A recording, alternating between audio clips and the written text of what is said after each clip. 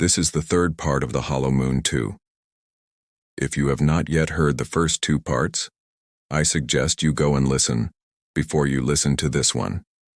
If you don't, you'll be lost. One morning, his ghost refused to revive him after a sparrow crash during patrol. The guardian lay broken for hours, staring at the sky, listening to the sparrows chirp. Finally, the ghost whispered, "If I bring you back again, I don't know what else will return with you." So the guardian lay there as the sun rose and set, watching the sky turn from blue to black, the cold seeping into his bones as the temperature dropped.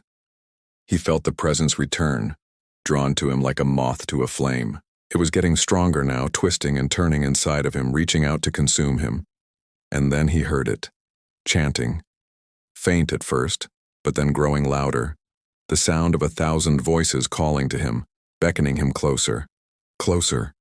He wanted to scream, to run, to do anything but stay still and listen, but he was paralyzed with fear, unable to move as the presence enveloped him completely, becoming one with him. Then he was back in the tower, sitting up in his room. The fire was out, leaving only glowing embers in the hearth.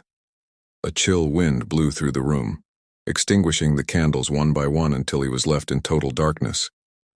Was it real or a dream? Had he been saved, or was he already lost? Fear spread through the tower that day like a disease.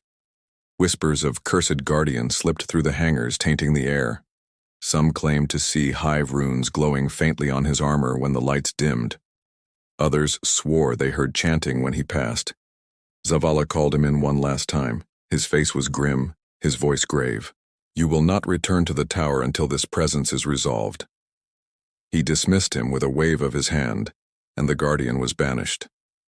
He wandered the streets of the last city, seeking answers, but found only fear and suspicion.